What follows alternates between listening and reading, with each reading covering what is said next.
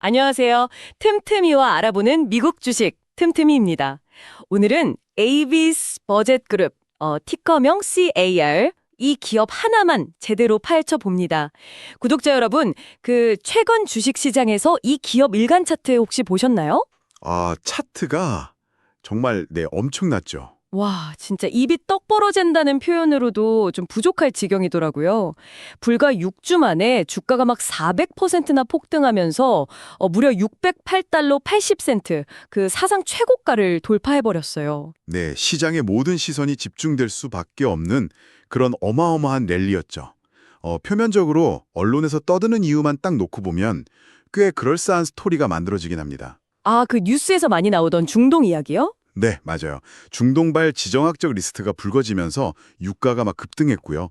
여기에 미국 공항 공색대, 그러니까 TSA 인력 부족 사태가 확 겹치면서 공항 대기 시간이 엄청나게 길어졌거든요. 저도 그거 봤어요. 막 여행이나 출장을 가야 하는데 비행기 타려면 공항 검색대에서만 막 두세 시간씩 줄을 서야 하니까 사람들이 화가 나서 차라리 렌트해서 운전하고 가자. 약간 이렇게 마음을 바꾼 거잖아요. 그렇죠.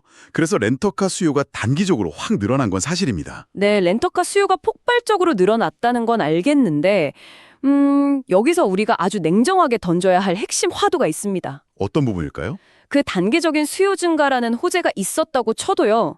과연 이 6주 만에 400% 폭등이 기업의 진짜 가치, 그러니까 펀더멘털을 제대로 반영한 결과일까요? 핵심을 찌르시네요. 아니면 그 유동 주식수의 한 20%에서 많게는 100%에 육박했던 엄청난 공매도 세력이 막 버티지 못하고 강제로 주식을 사서 갚아야만 했던 이른바 쇼스퀴즈 현상이 만든 일시적인 신기루일까요? 와, 이 사태의 본질을 꿰뚫는 아주 중요한 질문입니다.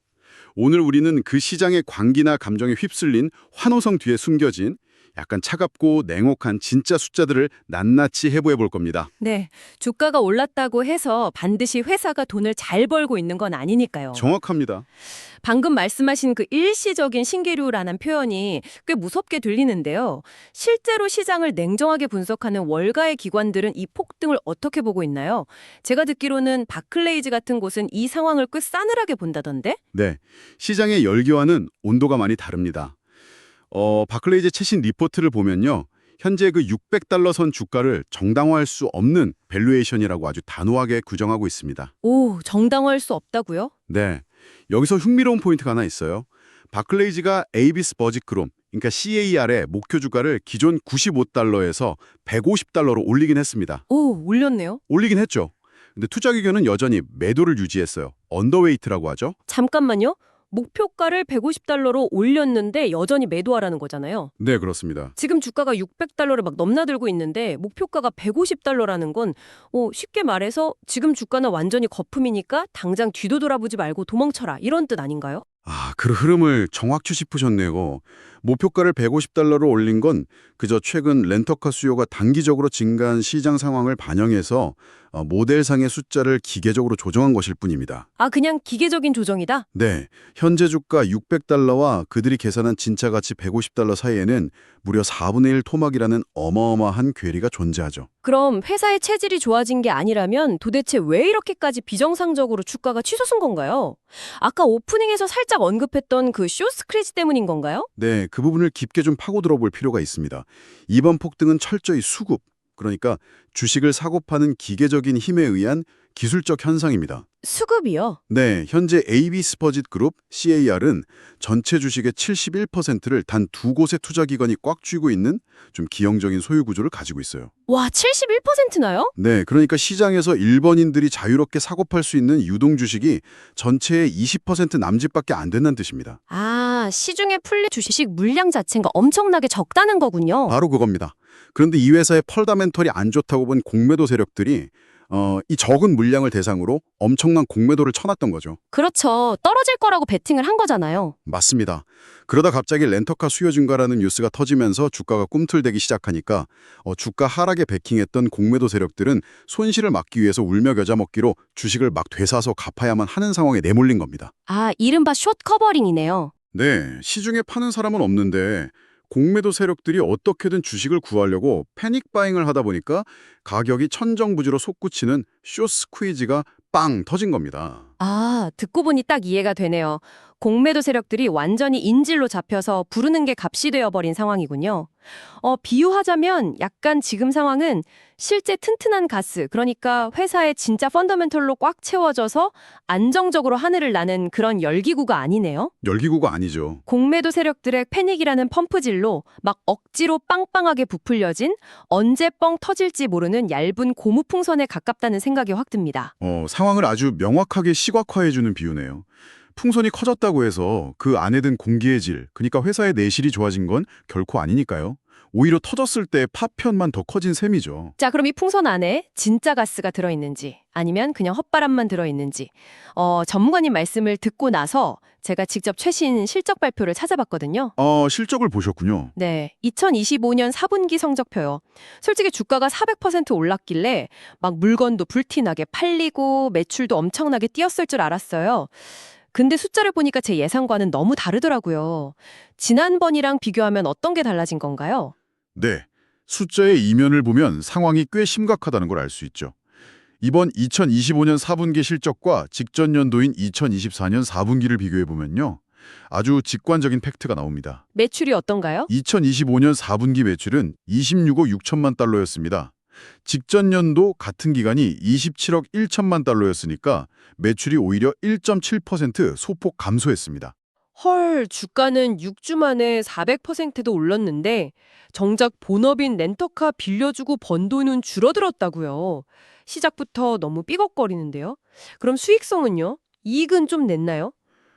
수익성 지표는 표면적으로만 보면 개선된 것처럼 착시를 일으킵니다. 이번 4분기 순손실이 8억 5,600만 달러를 기록했어요. 잠깐, 방금 8억 5,600만 달러 적자라고 하셨나요? 네, 맞습니다. 우리 돈으로 1조 원이 훌쩍 넘는 적자인데 그게 개선된 거라고요? 놀랍게도 재무제표상으로는 그렇습니다. 왜냐하면 직전 연도인 2024년 4분기에는 순손실이 무려 19억 5,800만 달러에 달했거든요. 와, 거의 20억 달러 적자였네요, 작년엔. 네, 그 끔찍했던 수치에 비하면 이번 분기의 적자 폭이 절반 이하로 줄어들었으니까 상대적으로 나아 보인다는 뜻입니다. 아, 그런 의미군요. 게다가 기업의 현금 창출 능력을 보여주는 조정 삼각전 영업이익, 그 에비타는 직전 연도 마이너스 1억 1만 달러 적자에서 이번 분기에는 500만 달러 흑자로 간신히 턱걸이 전환을 하긴 했습니다. 적자 폭이 절반으로 줄고 영업이익이 흑자로 돌아섰다. 겉보기엔 회사가 허리띠를 꽉 졸라매고 비용 절감도 막 하면서 장사를 꽤 선방한 것처럼 들리기도 하는데요. 재무제표에 이런 숫자만 딱 보면 그래도 최악의 고부빈 넘긴 거 아니야? 하고 오해할 분들이 많을 것 같아요. 네, 충분히 그럴 수 있죠. 이 숫자 뒤에는 어떤 치명적인 비밀이 숨어 있는 건가요? 방금 말씀하신 것처럼 장사를 잘해서 영업 구조가 개선된 게 전혀 아닙니다.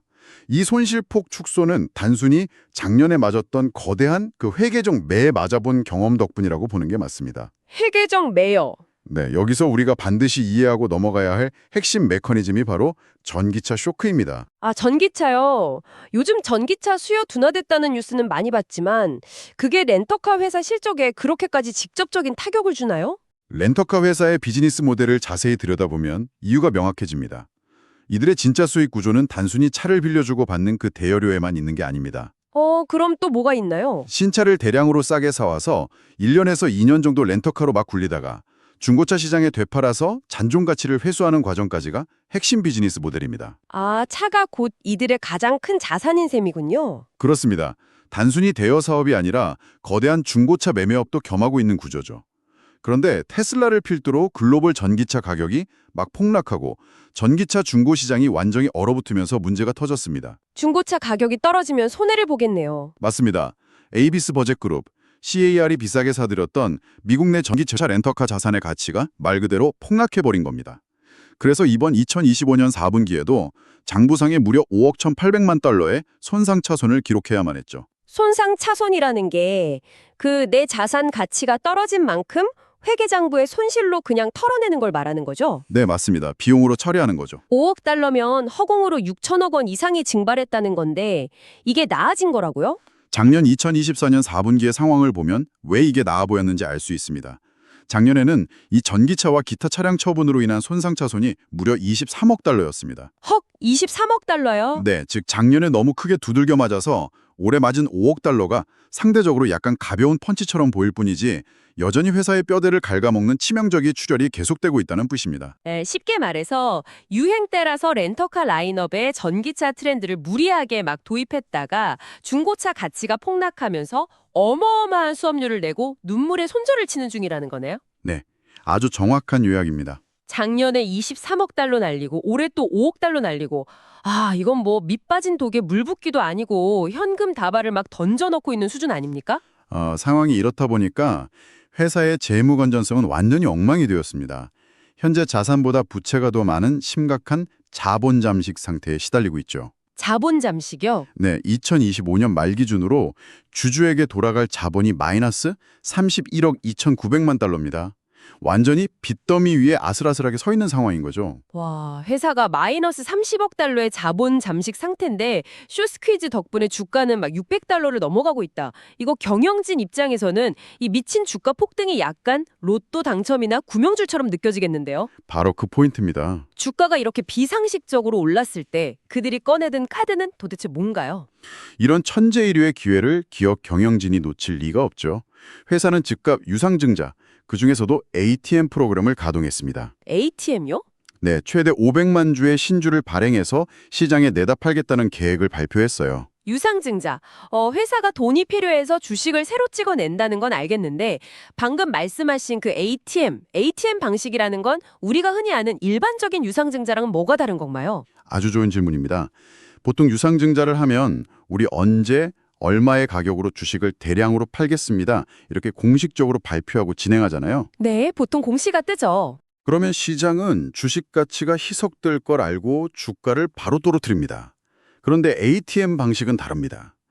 주식 시장이 열려 있는 동안 브로커를 통해서 매일매일의 현재 주가로 슬금슬금 주식을 시장에 내다 파는 방식입니다. 헐, 눈치채지 못하게 조용히 시장에 물량을 쏟아붓는 거군요. 이거 비유하자면 아주 진하고 맛있는 국밥 한 그릇이 있는데 주방장이 손님들 몰래 국물에 맹물을 질끔질끔 계속 타서 양을 늘리는 거랑 똑같네요.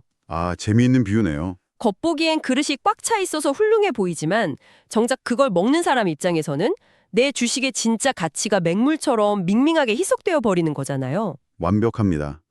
개미 투자자들이 주가가 오른다고 열광하면서 매수 버튼을 누를 때 회사는 그 열기를 이용해서 고점에서 조용히 주식을 팔아넘겨서 빚을 갚고 있는 거죠. 기존 주주들 입장에서는 자신의 지분 가치가 소리 없이 녹아내리는 뼈아픈 타격입니다. 와, 소름 돋네요. 그런데 주주들만 고통받는 게 아니라면서요. 실제 이 회사의 서비스를 이용하는 현장 분위기는 어떤가요? 주식 시장에서는 환호성이 터질지 몰라도 현장에서는 분노가 폭발하고 있습니다. 레짓 같은 온라인 커뮤니티나 여행 포럼을 보면요. 에이비스 버젯 그룹, CAR과 그 산하 브랜드인 버즐 렌터카에 대한 고객들의 원성이 하늘을 찌릅니다. 고객 불만이 엄청난가 보네요. 네, 전직 직원의 폭로에 따르면 충격적이게도 이 회사는 무려 1972년부터 사용해온 노후화된 소프트웨어를 아직도 일부 핵심 시스템에서 구동하고 있다고 합니다. 1972년이요.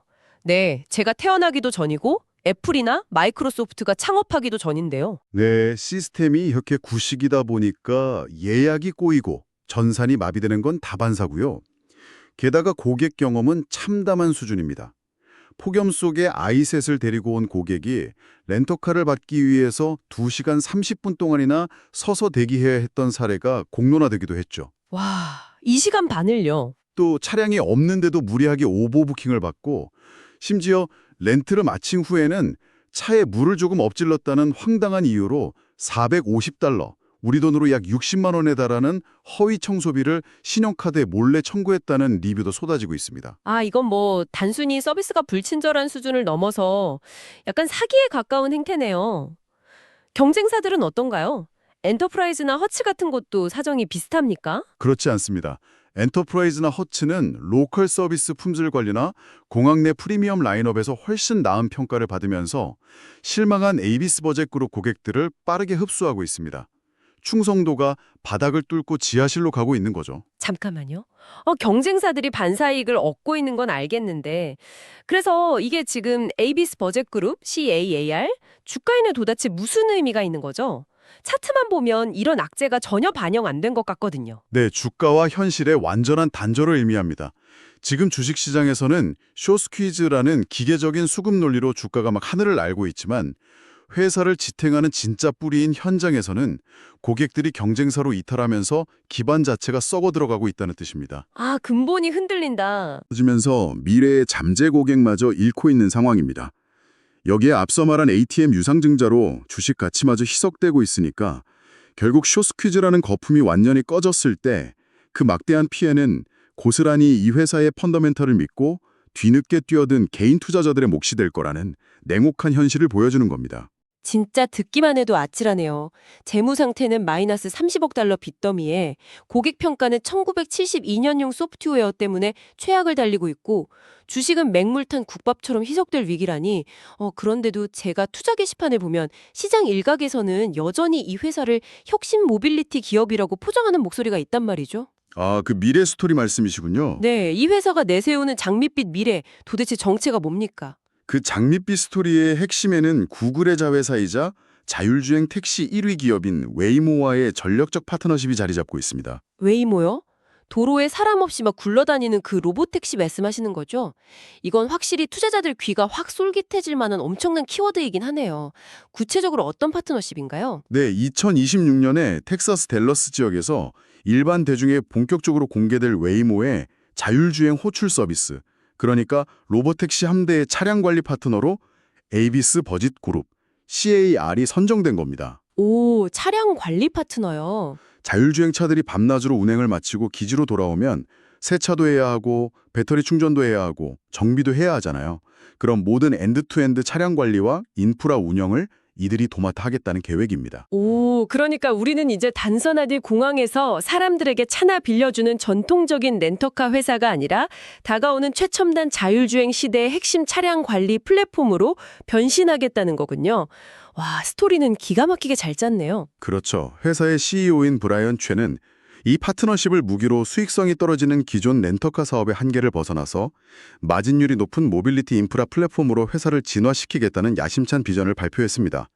이 사업을 통해 2028년까지 무려 122억 달러의 전체 매출과 10억 달러의 수익을 달성하겠다고 전망하고 있죠. 아니 잠깐만요. 제가 아무리 주식시장의 꿈과 희망을 좋아한다지만 방금 전까지 하신 말씀들을 쫙 종합해보면 앞뒤가 전혀 안 맞잖아요. 어떤 부분에서 그렇게 느끼셨나요? 고객한테 예약받은 열쇠 하나 제때 못 넘겨줘서 주차장에서 2시간 반씩 기다리게 만들고 아직도 1972년도 구닥다리 소프트웨어로 전산을 돌리는 회사가 그 최첨단 AI가 운전하는 구글의 로봇택시 함대를 관리한다고요? 아, 뼈 아픈 지적이네요. 에이비스 버짓그룹 CAR 주가에 대한 기대감 치고는 너무 현실성에 떨어지는 판타지 소설 아닌가요?